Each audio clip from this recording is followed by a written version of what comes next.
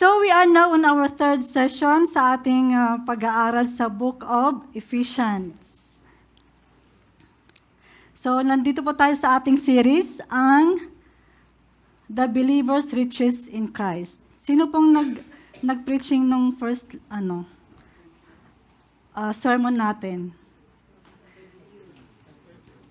Yung una nating topic is all about our spiritual possession in Christ, which was delivered by Pastor Julius. And the second topic was given to us by Ate Nora. Nasa online ba si Ate Nora? Good evening po, Ate Nora, at sa bawat isa po na nasa Zoom.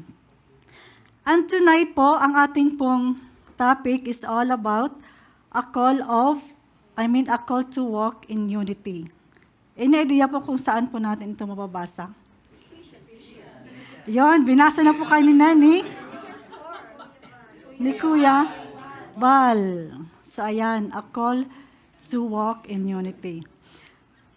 Itong chapter na ito po ay sinulat ni Apostle Paul nung siya po ay nasa kulungan. Kung sa Tagalog po, ito po ay panawagan para po sa mga taga-Efeso o sa mga Christians, faithful Christians sa Efeso po, na anong walk ibig sabihin dito? Ibig sabihin po ay hindi yung literal na paglalakad. It's not literally mean walking, but the way how we live.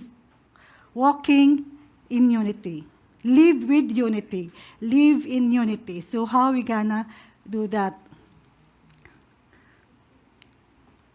So under this topic, we have two subtopics: preserving the unity of the Spirit with proper attitude. So dito po, we can learn how to live with unity sa ating po mga brethren.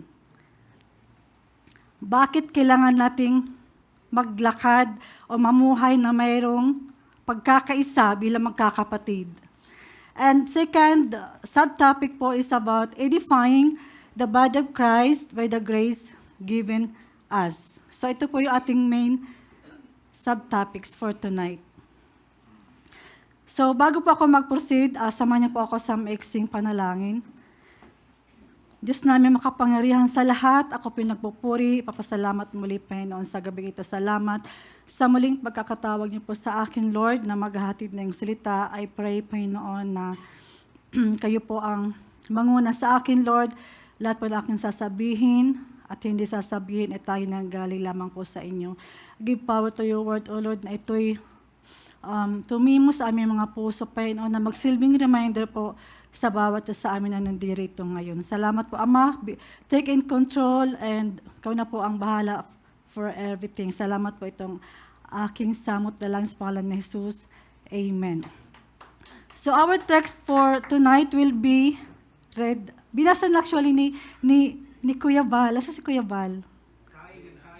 Ayun, nandun pa sa kusin. Kuya Bal, but he read in English, so Tagalog naman tayo.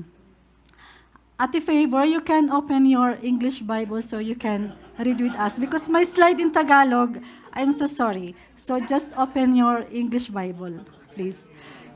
So basahin po natin ng sabay-sabay para sabay-sabay po nating malaman at maintindihan ang salita ng Lord. Nagmumula sa Ephesians 4, chapter 4, verse 1 to 6. Ito po yung verses natin for the first subtopic. Kaya't ako na bilanggo sa Panginoon ay nagsusumamo sa inyo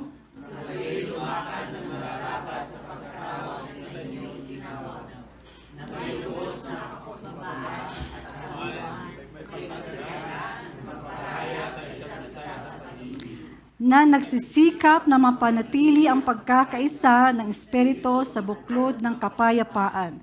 May isang katawan at isang Espiritu kung paanong tinawag kayo sa isang pag-asa ng pagkatawag sa inyo. Isang Panginoon, isang panampalataya, isang bautismo, isang Diyos at Ama ng lahat, na siyang nasa ibabaw ng lahat at sumasa lahat at nasa lahat.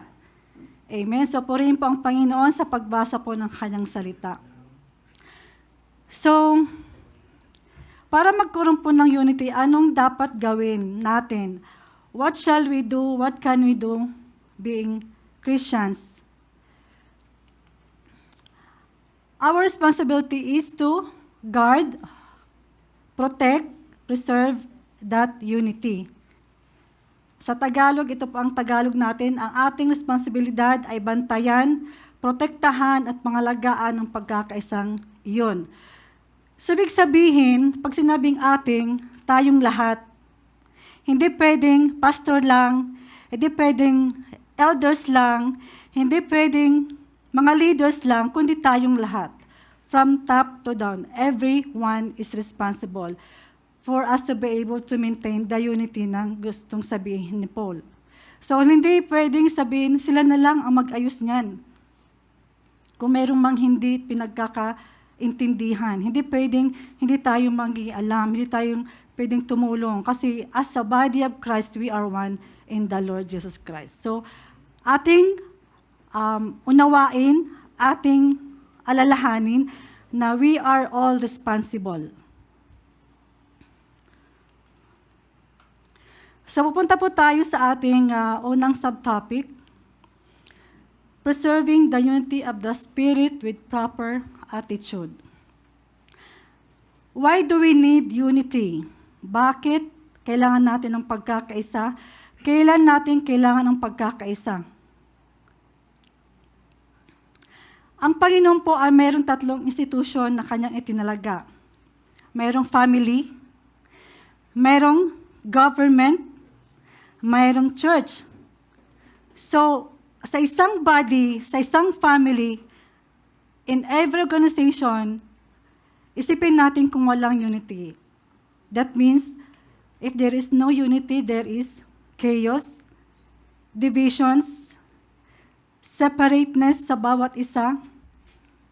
So, walang patutunguhan. Sa isang family, sa isang couple, hindi lahat ng couple ay galing ng isang lugar.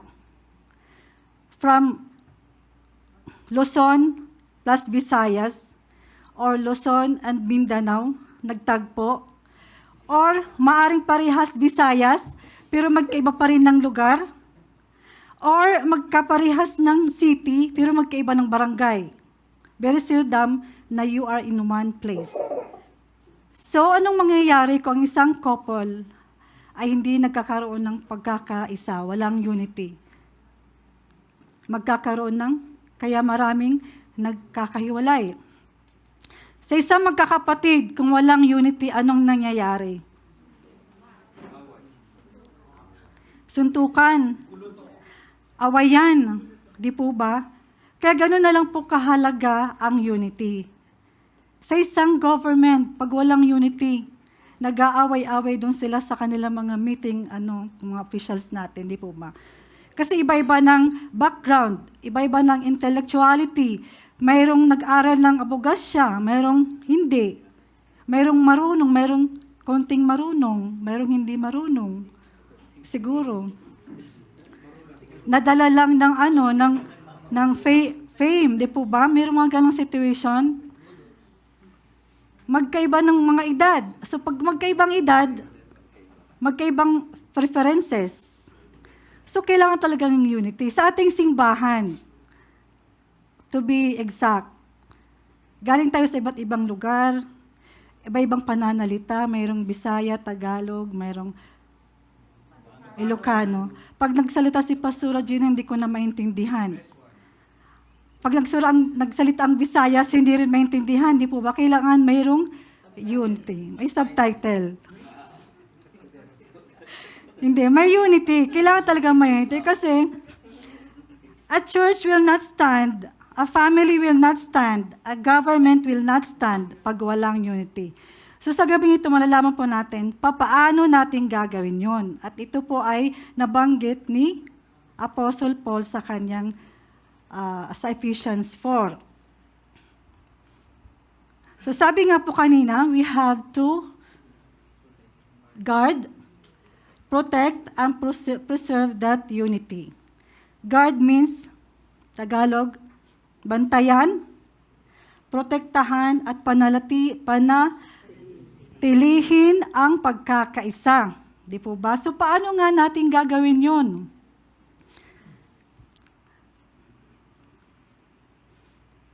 Unang-una, binabanggit po kanina ang lowliness and gentleness. Lowliness or humble, pagiging humble.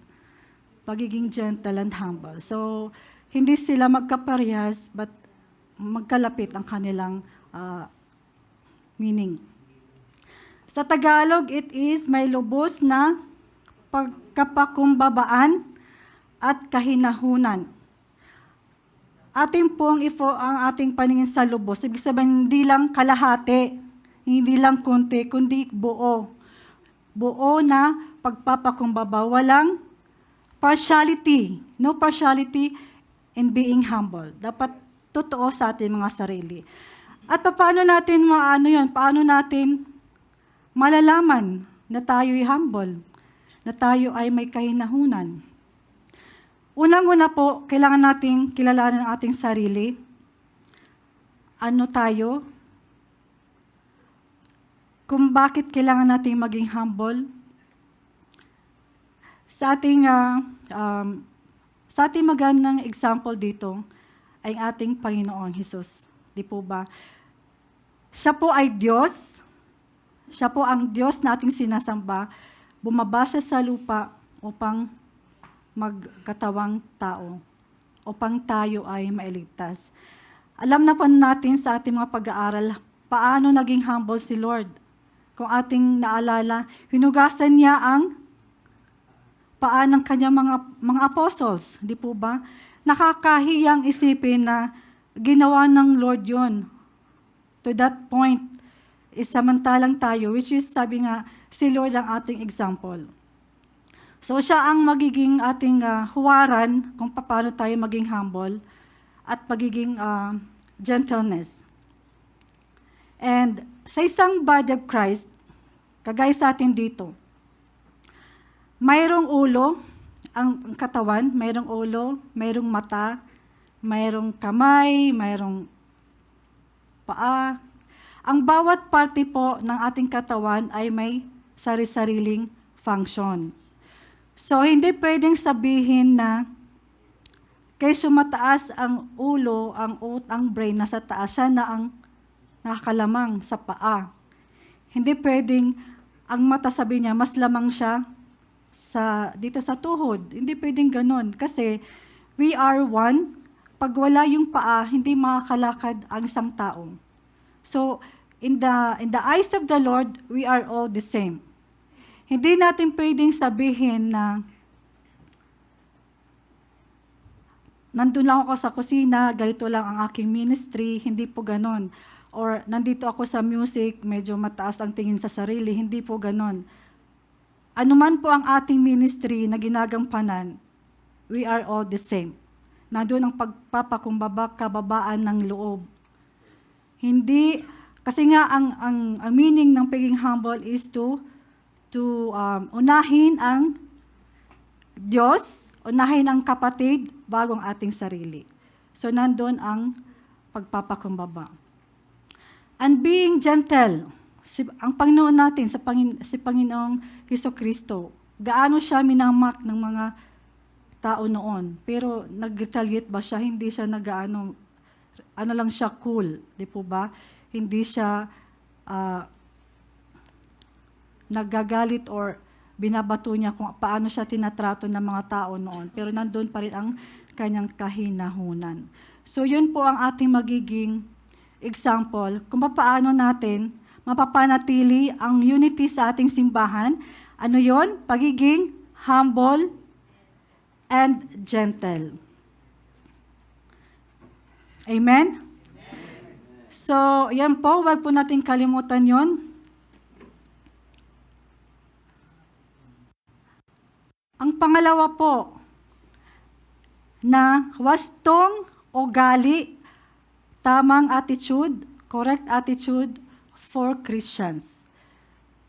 We must be long-suffering and bearing with one another in love. Sa bahay panambahan po, may mga times na galing tayo ng mga duty, meron tayong mga trabaho, and then pag nagkita-kita tayo dito, mayroong mainit ang ulo, di po ba? Nandun ang pagpapasensya natin sa bawat isa. Nandun ang pag-iintindi natin sa bawat isa. Yun ang gustong ituro sa atin ni Apostle Paul. Hindi tayo, kung galit yung ating kapatid at hindi papatulan or mag-isip na tayo ng kung ano-ano, bakit ganun si kapatid. So, hindi tayo mag-unite pag ganun. Dapat meron tayong pag-intindi sa bawat isa. Meron tayong pasensya sa bawat isa. Kasi nga, ayaw ni Lord na tayo magkahiwa-hiwalay. Siyempre, as a body of Christ, gusto ng Panginoon na tayo ay magkaisa. Ngayon, kung ikaw naman kapatid, ang nagkokos ng disunity, matuto ka ring makinig kung tayo po ay pinagsasabihan, kung nanotice ang ating mga maling pag-uugali, matuto din tayo makinig. And the one that will confront the brother should also be rebuking or confronting with love. Ngayon po, bakit sinabi one another in love? It is difficult to bear with each other pag walang pagmamahal sa ating kapatid. It is difficult to be humble kung wala tayong pagmamahal sa ating kapatid. It is difficult to be gentle kung hindi mo mahal ang kapatid mo. Kaya sinasabi ito, kanina, lowliness and gentleness, long-suffering, bearing with one another in love. Napaka-importante ang pagmamahal. Ang pagmamahal nanggagaling po sa ating Panginoon. Kung paano tayo minamahal ni Lord, ganon dapat tayo magmahal sa ating mga kapatid, lalo sa ating mga kapatid sa pananampalataya. Maging role model tayo sa ibang mga tao na hindi manampalataya, makikita nila yung difference. Ganito pala ang mga Christians. Mapagpakumbaba, gentle, sa pananalita, di po ba? Marunong magtiis, hindi basta-basta nag-explode, nandun ang pagpapasensya sa bawat isa. So, napaka-importante po yung ganitong mga ugali natin bilang mga Kristiyano.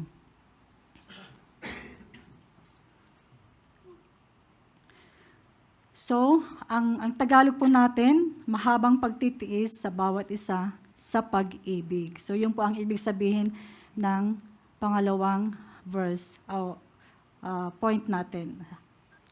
Sunod po ay endeavoring to keep the unity of the Spirit in the bond of peace. Endeavoring means pagsisikap na panatilihin ang pagkakaisa ng Espiritu sa bigkis ng kapayapaan. Bakit nabanggit ang kapayapaan? Ibig sabihin, mayroong hindi payapa. Bakit nabanggit ang panatilihin? Kasi minsan nawawala. Sa isang body of Christ, sa isang simbahan, pwede magkaroon ng chaos. Hindi pagkakaintindihan, walang payapa. Pwede yon kasi sabi ko nga kanina, magkaiba-iba tayo ng personality. Magkaiba-iba tayo ng pinagkalakihan. Mga ugali natin na iba-iba. Yung ating mga background, iba-iba. Yung ating pananalita, normal lang sa'yo magsalita ng ganito, pero isipin ng kapatid, galit ka na. When in fact, lalo na mga Bisaya, nami-misinterpret sila ng mga Tagalog kasi ang Bisaya, matigas talaga magsalita. O baka ako lang yun. Oo. So di po ba, dapat alamin natin ang pinanggalingan ni kapatid. Sa mga Bisaya, hindi sanay, okay, I will speak for myself. Sa Waray, hindi kasama ang po at opo pag kami nagsasalita. So, hindi kami sanay mag-po at opo. Ngayon, pagkausap na namin ang Tagalog, hindi nakasanay ng po at opo, sasabihin na walang galang. Di po ba, nandun ang pagja-judge agad. Pero kung alam natin na siya ay Bisaya, sa Bisaya, particularly sa Tacloban, Waray, pag nag-usap-usap kami, walang po at opo. Kasi, ang po at opo parang naano lang sa Tagalog na word. Tagalog na language. Pero hindi ibig sabihin, hindi ang mga Waray marunong rumespeto. Hindi po ganun. So, ayun. Kaya panatilihin ang kapayapaan kasi may times na magkakaroon ng hindi pagkakaintindihan. So, nung dapat natin gawin pag ganun? The Lord will always send somebody. Kung mayroong magkapatid na hindi nagkakaintindihan, the Lord will always send somebody na magiging way upang ang magkakapatid ay magkaroon ng pagkakaintindihan. So, hindi dapat na tayo magkakapatid ay magkampi-kampi. Kasi ano ang mangyayari pag tayo nagkakampi-kampi? Sa isang body of Christ, nagkakaroon ng division. After a while, umaalis na. So, ganun ang nangyayari. Ating alalahanin na we are responsible. All of us are responsible to maintain that unity. If you are here in BNE, we are here in BNE, we have that burden, we have that responsibility to maintain the unity. Hindi yung magkampi-kampi, mag-grupo-grupo hanggat sa magkaroon na ng malaking issue, something like that. So, sa body of Christ, kailangan mayroong magpapagitna. Kung ikaw ang nandyan na nakarinig na mayroong hindi pagkakaunawaan, walang kapayapaan, binigyan ka ni Lord ng responsibility to mediate. Hindi yung isa lang ang pakikinggan, isang side lang, hindi po. Kasi pag gano'n nangyari, magkakaroon tayo ng separation sa bawat isa, division. And alam naman po natin, the author of that ay hindi si Lord. The author of division, the author of mga away-away ay hindi si Lord. Sino ba ang ating sinusunod? So dapat, kung ano ang tinuturo ni Lord sa atin, yun po ang ating sikapin. By His grace ay ating gawin.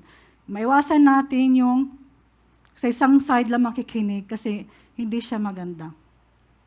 Ang ating trabaho ay panatilihin ang pagkakaisa.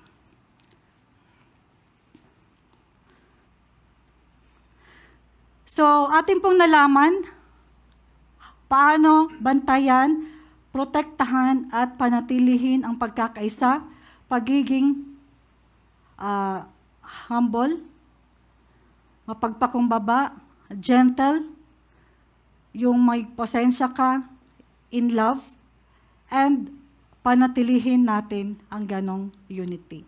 Ngayon, gusto ko lang i-explore. Bakit to keep? Bakit preserving the unity? Preserving because ang unity ay hindi nagagaling sa atin.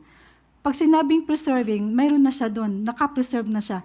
Preserving, so ibig sabihin, i-maintain na lang natin ang unity. Kasi ang unity, unang-una po ay galing sa ating Panginoon. Kaya siya preserving. Hindi creating, kasi hindi tayo nag-create. Hindi producing the unity of the Spirit. Hindi po. Preserving, kaya nga ang kanyang synonym ay preserving means maintaining. Maintaining kasi nandyan na siya. So ang ating responsibility is ipagpatuloy ang pagkakaisa. Kasi kung tayo lang po, mga kapatid, hindi natin kaya, it is the Lord mismo ang nagbibigay sa atin ng power to keep. He is the one who give us the strength to keep the unity going sa isang body of Christ. Ngayon punta po tayo sa subpoint in regard to preserving the unity of the Spirit with proper attitude. Ngayon, mayroon pong wrong assumptions of unity. Bago natin alamin kung ano yung tamang assumptions, unahin natin ang mga wrong assumptions. Ano daw ang wrong assumption of unity? Many people today attempt to unite Christians in a way that is not biblical. Ano ba yung biblical na unity? Ang biblical na unity ay being joined together ng salita ni Lord. Sumusunod sa Panginoon. Mayroong pag-aaral. Mayroong feeding. Ngayon, kung ang Christians po ay just uniting each other na walang pag-aaral ng salita ng Panginoon, so it is not biblical. Kasi dapat ang mga Kristiyano po ay patuloy na nag-aaral ng salita ni Lord. Kung tayo'y kumakain ng physical na pagkain, ninanarish natin ang ating mga katawan. Ang salita ni Lord naman po ay ninanarish niya ang ating mga spirito. Ngayon, kung hindi tayo kumakain ng physical na food, anong nangyari sa ating physical na katawan? Nangangayayat, mahina, madaling magkasakit. So, ganun din po ang mangyayari pag walang naririnig, walang feeding, hindi nag-aaral ang salita ng Panginoon.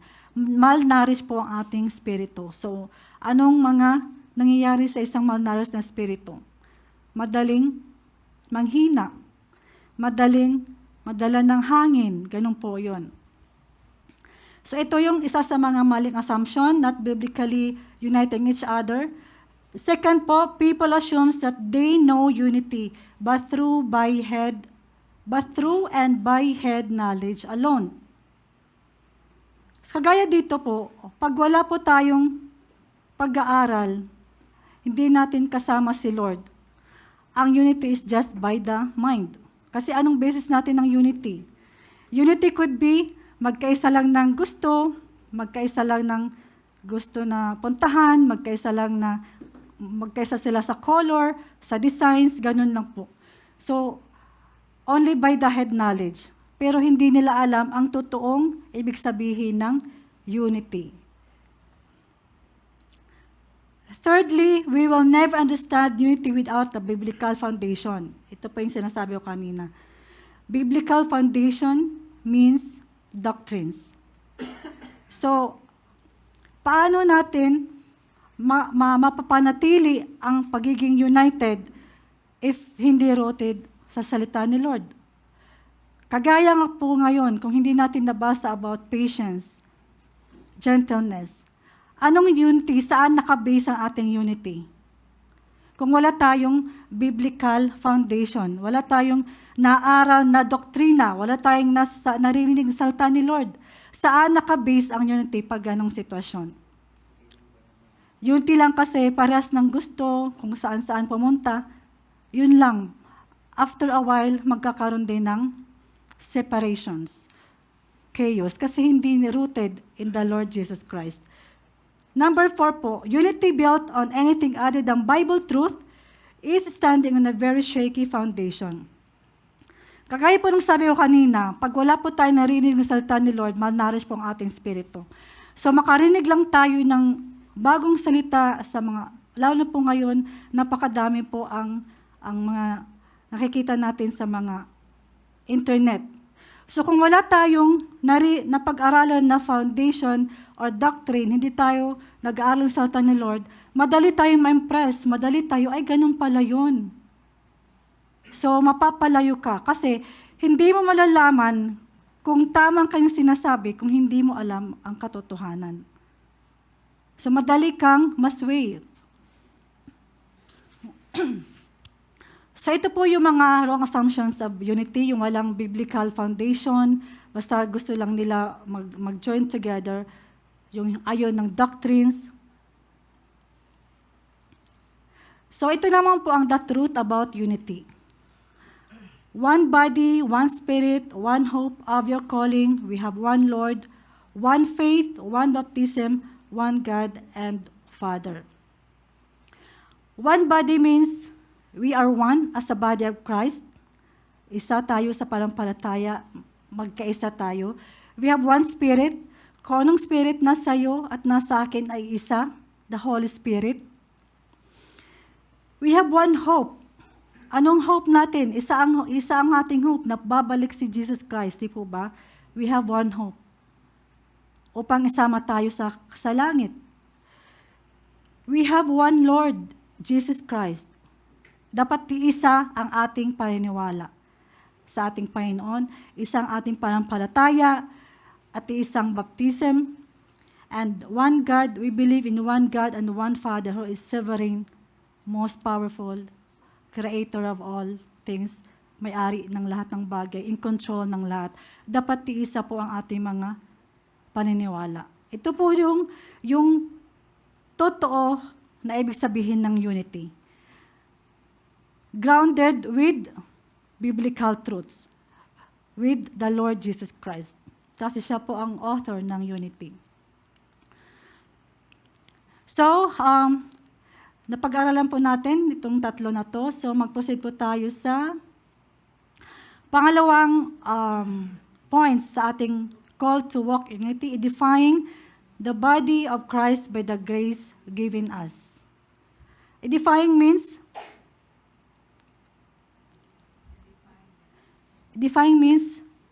building. Building one another, building the body of Christ. So, paano gagawin yun? Paano natin i-build ang bawat isa?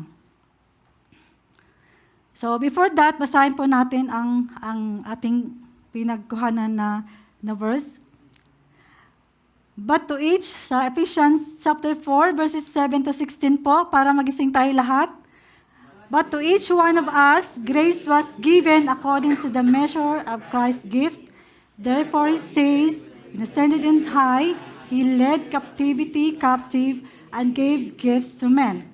Now this he ascended, what does it mean but that he also first descended into the lower parts of the earth? He who descended is also the one who ascended far above all the heavens, that he might fill all things. And he himself gave some to be apostles, some prophets, some evangelists, and some pastors and teachers, for the equipping of the saints, for the work of ministry, for the edifying of the body of Christ, till we all come to the unity of the faith and of the knowledge of the Son of God, to a perfect man, to the measure of the stature of the fullness of Christ, that we should no longer be children, tossed to and fro, and carried about with every wind of doctrine, by the trickery of men, and the cunning craftiness of deceitful plotting. But speaking the truth in love, may grow up in all things into him who is the head, Christ, from whom the whole body, joined and knit together by what every joint supplies, according to the effective working by which every part does its share, causes growth of the body for the edifying of itself in love. Amen. So, yun po ang ating So, nabanggit po sa ating nabasang verses about spiritual gift. Alam niyo po ba, nang bawat Kristiyano ay mayroong spiritual gift? Alam niyo po ba yung mga spiritual gift niyo po? Hindi pwedeng wala kasi mayroong banal na spirito sa ating mga puso. So, mayroong isa, or dalawa, or tatlo, depende po yon sa bigay ng Panginoon. Pero mayroong pong isa. So, malalaman po natin kung ano yung mga spiritual gifts po natin.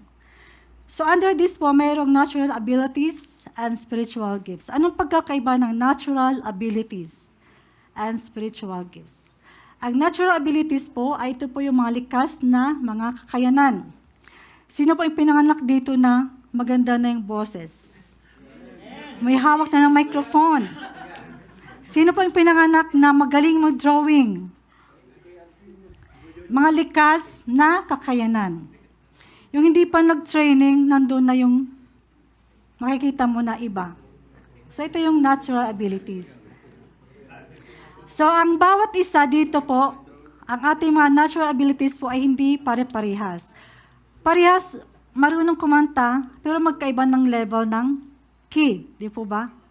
Mayroong mas mataas, mayroong soprano, mayroong alto, mayroong bass.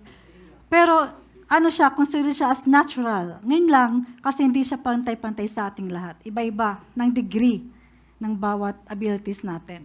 So, yun po ang natural abilities. Yung mga talents natin, di po ba, na pagising natin, ay, meron na palang ganon. So, natural abilities. So, ano naman po ang mga spiritual gifts? Ito po yung, sabi nga is spiritual. So, ito yung spiritual na kaloob na ating Panginoon. Ito po, mga kapatid, at least one in every believer. At least one, meron tayo. Amen. At ang gift na yun ay nadi-discover at nadi-develop.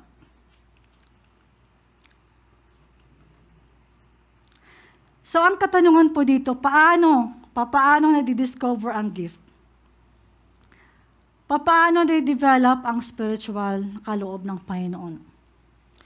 Siyempre po, ang mga gift na ito ay spiritual. So, the Holy Spirit, the Lord will give us the idea, the enlightenment, yung gift na yun. Siya mismo ang magsasabi sa atin. Kasi siya yung, kaya nga tinawag na spiritual gift. Ngayon, ang tanong, paano di-develop ang isang spiritual gift? Constant exercising. Kagaya ng muscle na di-develop pag lagi mong ginagawa. Lagi mong ginagamit. So, ang spiritual gift po ay ginagamit patungkol sa Panginoon.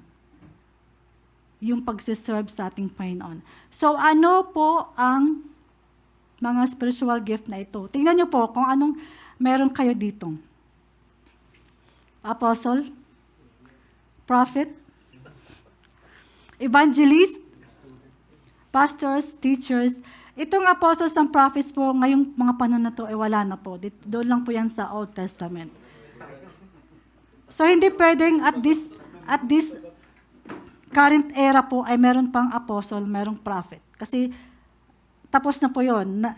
Na-stabilize na po ang Biblia, na layout na po, na laid down na po ang Bible, so wala nang pwedeng magdagdag.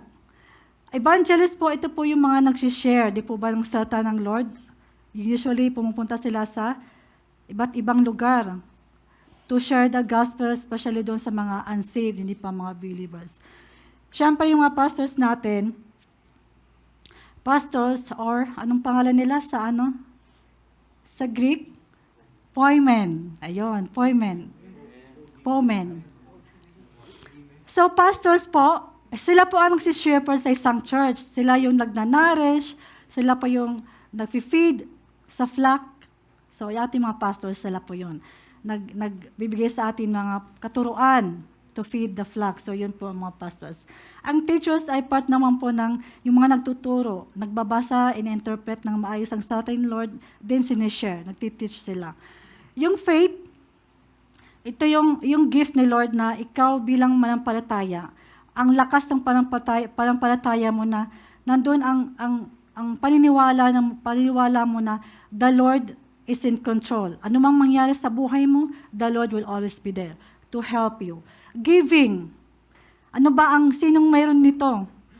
Giving is the gift na bigay ng Panginoon. Yun yung napakadali mong magbigay sa ating Panginoon for the glory of God, especially sa mga ministry. Specifically, finances. Napakadali mong magbigay para sa ministry. That is po ang giving. Help. Ito yung mga kapatid natin na nandun ang madali silang malapitan, madali silang mahingan ng tulong. Emotionally, spiritually, ganon. Intercession, ito po mga kapatid natin na nag-intercede sa mga prayers po natin. Ito yung mga kapatid natin na yung mahabagin, nag-empathize. So, yan, service and tongues. Alam niyo po yung tongues, ito yung nagsasalita ng salita, human language. Must be human language na hindi pa niya napag-aralan. Hindi lang basta-basta salita. It's a human language. Kunwari, nag-speak ako ng Japan, hindi naman ako nag-aral. Hindi po ba? Nihongo? Oh. Ang sasabihin ko is a human language din na hindi ko pinag-aralan. So, yun yung definition ng tongues. Marunong ka mag-tongues. Yun po yun. But there must be somebody also na mag-interpret, na may alam din siya, ganun ang sinasabi. So, yun. So, ito po yung knowledge, wisdom, and discernment. Discernment, alam nilang makita ko ano yung tama at mali, tamang doctrine at hindi, at sinishare nila sa mga kapatiran. So, ito po yung spiritual gifts. For sure, kasi sabi nga, every Christian ay mayroong isa. Di po ba? Saan na po kayo dito? Kayo na lang po assess yourselves. Ayan. So, ito po yung mga gifts natin. So, punta po tayo sa the truth of the Christian's growth. Ano daw ang katotohanan ng pagkakaroon ng paglago sa ating spiritual. The first fact is Christians are designed to grow. Christians are designed to grow sa pamagitan po ng pag-aaral. Pag-a-attend ng mga pag-aaral natin, Bible studies. Kasi hindi ka mag-grow kung walang kinakain. Paano ka lalaki kung walang kinakain? Designs tayo mag-grow, but we have the responsibility to study the Word of the Lord. Second truth, growth of Christian is not one-time event, but gradually. Totoo po yan. Ang pag-grow ng Kristiyano ay hindi po overnight. Yung iba, hindi tayo para-pares ng pag-grow. Merong mabilis, merong medium, merong slow, pero at least nag-grow po tayo. It's a fact na mag-grow tayo. God allows Christian to reach spiritual maturity. Ito yung time, ito yung panahon na nagiging Christ-like na tayo. Sa patuloy nating pag-aaral, nalalaman natin kung paano si Lord namuhay, anong mga karakteristik ni Lord. So, unti-unti, kasi si Lord po ang ating halimbawa sa ating mga buhay. So, syempre, pag tayo po yung mga mature Christians, ang magiging effect po nun ay nandun ang spiritual unity natin bilang magkakapatid. So, ano yung evidence of spiritual growth? Anong ebidensya ng isang paglago ng spiritual? We need to understand that there will be no growth without the equipping of the leaders unto the work of the ministry. Walang growth na mangyayari kung walang leaders na nag-equip sa atin. So the leaders of the church, ang isang simbahan, ay responsibility po nila na equip tayo bilang mga leaders ng isang simbahan. Kasi hindi tayo mag-grow kung walang mag-feed sa flock. The main reason why members experience growth is by and through the feeding of the Word alone. So yun lang po ang magiging way kung paano tayo mag-grow spiritually. Continuous feeding po sa salita ng ating Panginoon. So yun po mga kapatid, let us grow together kasi huwag tayong manatiling maliit or new Christians. Dapat nag-grow tayo para yung ating knowledge din na makukuha, masishare din natin pag tayo po ay nag-share ng salita ng Panginoon. Kasi wala po tayong masasabi sa isang non-Christian kung wala tayong napag-aralan. Anong sasabihin natin? Di po ba? So ito po yung evidence of spiritual growth, nagiging Christ-like tayo. Ibig sabihin, kung paanong character ni Lord, paano siya nagpapakumbaba, paano siya naging mahinahon. At si Lord po, alalahin po natin sa kanyang mga attributes din po. The Lord is holy. Gaya po ng ating nakanta kanina, the Lord is holy. Pag sinabing holy, ayaw niya ng kasalanan. So tayo mga body of Christ, sabi nga ng Lord, be holy for I am holy. So nandun ang ating responsibility na sumunod sa ating Panginoon. Stability. Magkakaroon lamang po tayo ng stability spiritually kung tayo po ay mayroong foundation. Sa mga doctrines pa rin po. Kasi paano ka magiging stable? Ang isang bahay, paano magiging stable na hindi basta mayayanig ng bagyo kung nakatukod lang siya, nakatayo sa isang hindi stable na ground. Ang ating bilang Christians po, our stability is in the Lord. Yung foundation na dun sa kanyang salita. Na kahit may problema, kahit ano pa mga difficulties, medyo masway man tayo, pero hindi matutumba. Na babalik tayo kasi nandun si Lord na magbibigay sa atin ng strength. Parang yung kawayan, pag ginahangin, gumaganon lang. Pero babalik kasi we are rooted sa salita ng ating Panginoon. We are stable in the Lord. So isa yun sa evidence na tayo nag-grow spiritually. Truth joined with love. Ang truth po, sino po ang truth? Si Lord. Jesus is the way, the truth, and the life. So Jesus ang dapat na nandun sa ating mga puso, yung ating pagsunod sa kanyang mga salita na mayroong pagmamahal.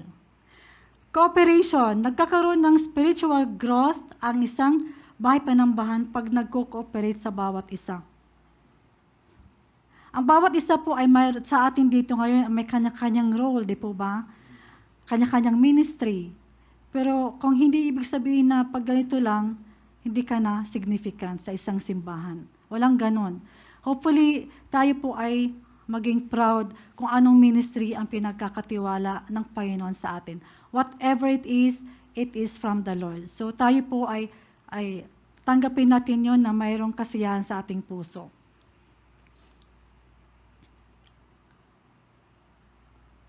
Na-summarize ko na. So ito yon.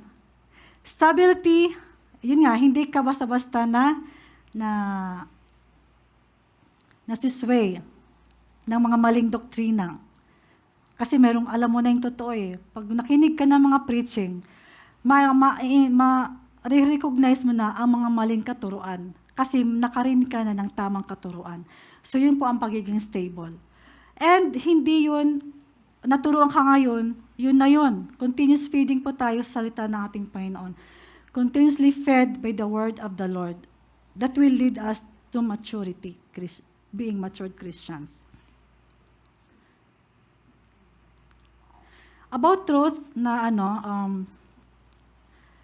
bilang magkakapatid, kung sasabihin lang natin ang ating mga pagre-rebuke na walang pagmamahal, napaka-brutal naman yon. Dapat mayroong pagmamahal. Hindi rin naman pwede na puro lang pagmamahal. Walang katotohanan. Dapat meron tayong truth joined with love. Yung ating pagre-rebuke, sa ating pagre-remind sa ating mga kapatid, laging mayroong pagmamahal. So ito po yun, ang cooperation, ang isang body of Christ na nag-grow spiritually. Pag meron silang cooperation, they are interconnected with each other, hindi hiwa-hiwalay, hindi watak-watak. Nandun po yung pagkakaisa sa isang body of Christ. So ito po yung 4 na evidence ng pagkakaroon ng spiritual growth: Christ-likeness, stability, truth joined with love, and cooperation with each other. So ano po ang significance ng love in the body of Christ?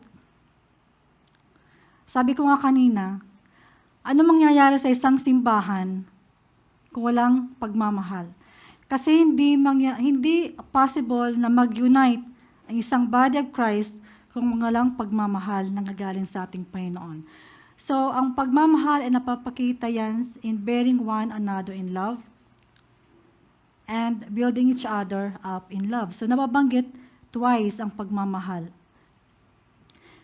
And ang pagmamahal na ito ay nanggagaling sa ating Panginoon. Hindi sa sarili lamang po natin. Kasi kung ang lahat ng ating ginagawa ay hindi po rooted sa ating Panginoon, madali po siyang ma-break. Madali tayong mapagod. Imagine lang po natin, kung mayroon tayong mga kapatid na hirap mong mahalin, pero dahil sa Panginoon, natutunan po nating mahalin ang ating kapatid. It's because of our Lord Jesus Christ. Spiritual unity is not something we create, fabricate, construct, or produce. Ito po yung nabanggit ko po kanina. Kasi, ang spiritual unity po, sabi nga dito, it is spirit. So by the Spirit, by the Lord Jesus Christ. Siya po ang nagbibigay, nag-create ng unity, at atin lang pong pananatilihin. So ito po yung ating napag-aralan for tonight about preserving the unity of the Spirit, how to guard the wrong assumptions, and the truth about unity, and edifying the body of Christ through the grace given us. Grace means spiritual gifts, ano yung truth on the Christian growth, evidences of spiritual growth, and significance of love in the body of Christ. As a conclusion po, the truth unifies, connects, or bond. Jesus unifies, connects, or bond. But lies divides, separates, severe, or disconnects. Sinong may-ari ng lies? Kung dito si Jesus, Satan. So, yun. Bilang magkakapatid, magkaroon po tayo ng pagkakaisa, gaya nga po ng salita ng Panginoon, panatilihin natin ang pagkakaisa sa ating bahay panambahan. So, yun po. To God be the glory. Palakpakan po natin sa Lord.